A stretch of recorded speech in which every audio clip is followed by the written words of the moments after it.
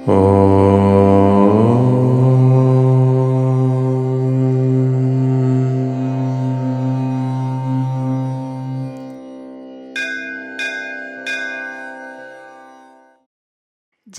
மகிமை.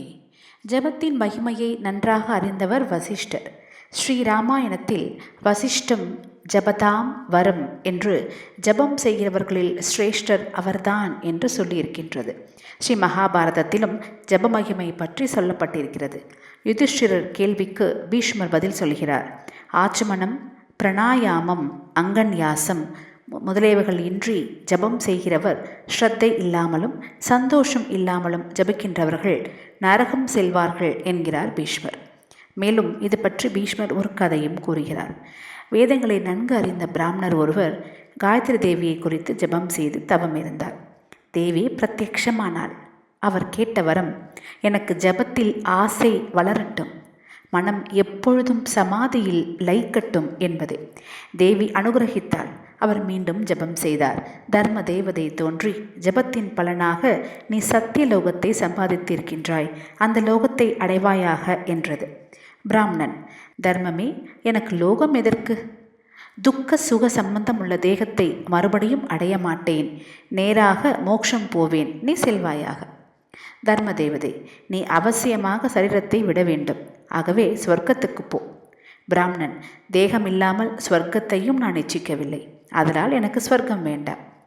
தர்மம், தேகத்தில் ஆஸ்தையை விடு, தேகத்தை விட்டு ரஜஸ் இல்லாத லோகத்திற்கு செல்.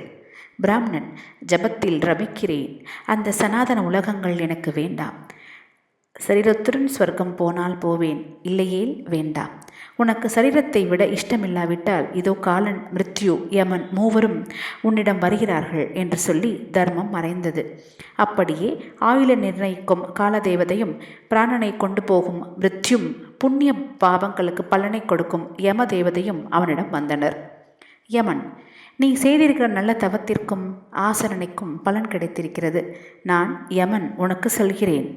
காலன், நீ செய்த ஜபத்திற்கு உத்தம பலன் கிடைத்திருக்கிறது, உனக்கு ஸ்வர்க்கத்தை அடைய இதுவே காலம்.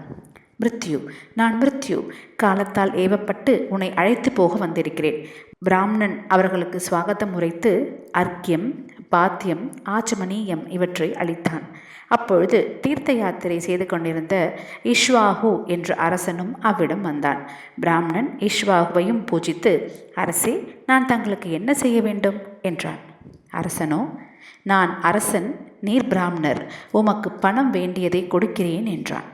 பிராமணன் தான் நிவிருத்தி மார்க்கத்தில் இருப்பதால் பணம் வேண்டாம் என்றும் தன் தவத்தால் அரசனுக்கு வேண்டியதை அளிப்பதாகவும் கூறினான். அரசன், நான் யாசிப்பது இல்லை, ஆனால் நீங்கள் பிரதிஜை செய்வதால் தங்களுடைய ஜபபலனை கொடுங்கள் என்றான்.